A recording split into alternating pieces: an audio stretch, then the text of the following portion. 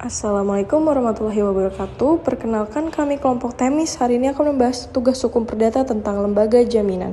Sebelumnya perkenalkan saya dan anggota tim saya. Saya sendiri Indira Fahira dengan rekan saya Naila Afifah, Armida Nirskala Putri. Yang pertama adalah membahas tentang pengertian lembaga jaminan, akan dibahas oleh rekan saya. Saya ingin menjelaskan tentang pengertian lembaga jaminan. Definisi, lembaga jaminan adalah suatu institusi atau mekanisme hukum yang memberikan kepastian kepada kreditur bahwa utangnya akan dibayar oleh debitur. Jaminan ini bisa berupa harta kekayaan atau kebendaan, maupun janji dari pihak ketiga atau perseorangan. Bertujuan memberi kepastian hukum dan keamanan dalam hubungan utang piutang. Fungsi lembaga jaminan: 1. Memberi rasa aman kepada kreditur.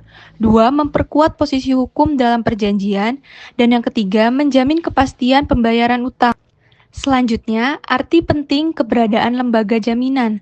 Mengapa lembaga jaminan diperlukan? Yang pertama, memberi kepastian hukum kepada kreditur. Yang kedua, meningkatkan kepercayaan dalam hubungan utang piutang. Yang ketiga, mempermudah akses pembiayaan atau kredit perbankan dan non-bank. Dan yang keempat, mendorong pertumbuhan ekonomi melalui kelancaran pembiayaan. Perkembangan lembaga jaminan di Indonesia yang dimana sebelum reformasi hukum dia mengacu pada KUH Perdata dan juga jaminannya terbatas. Setelah reformasi hukum diterbitkannya berbagai undang-undang khusus seperti Undang-Undang Nomor 4 Tahun 1996, Undang-Undang Nomor 42 Tahun 1999, dan Undang-Undang Nomor 17 Tahun 2008, dan pembentukannya sistem online. Lalu perbedaan jaminan yang lahir dari undang-undang dan perjanjian seperti yang tertera di PPT ada dua, yaitu jaminan yang lahir dari undang-undang dan jaminan yang lahir dari perjanjian.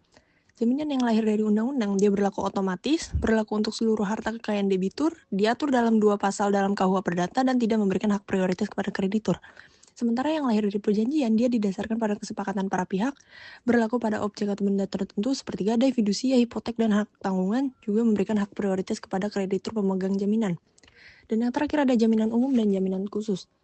Jaminan umum itu tercantum pada pasal 1131 KUH Perdata, yaitu bahwa seluruh harta kekayaan debitur menjadi jaminan bagi semua utang yang bersifat implisit dan tidak perlu perjanjian khusus. Sementara jaminan khusus adalah jaminan yang dibuat secara eksplisit untuk menjamin utang tertentu dan hanya berlaku terhadap harta tertentu seperti hipotek, fidusia, dan gadai. Jaminan kebendaan dan jaminan perseorangan. Jaminan kebendaan berupa jaminan atas benda milik debitur atau pihak ketiga untuk menjamin pelunasan utang.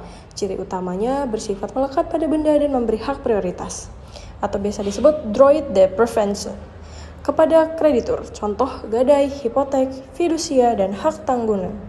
Yang kedua adalah jaminan perseorangan, berupa penanggungan oleh pihak ketiga atau penjamin yang menjanjikan akan membayar utang debitur jika debitur gagal, contohnya bourgeois atau penanggung dalam KUH Perdata. Selanjutnya, jaminan benda bergerak dan tidak bergerak. Benda bergerak, benda yang dapat dipindahkan baik secara fisik maupun berdasarkan hukum. Contohnya kendaraan, mesin, barang, dagangan, jaminan atas apa yang bisa berupa digadai atau fidusia. Selanjutnya adalah benda tidak bergerak. Benda yang tidak dapat dipindahkan seperti tanah dan bangunan.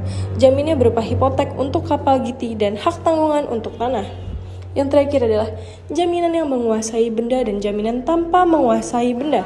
Jaminan yang menguasai benda atau kreditur memegang benda yang dijamin selama utang belum dibayar, contohnya penggadaian. Dan yang terakhir adalah jaminan tanpa menguasai benda. Kreditur tidak memegang fisik benda tetapi memiliki hak jaminan atas benda tersebut, contoh fidusia, hipotek, dan hak tanggungan. Terima kasih, sekian presentasi dari kelompok kami. Jika ada salah kata kami mohon maaf. Wassalamualaikum warahmatullahi wabarakatuh.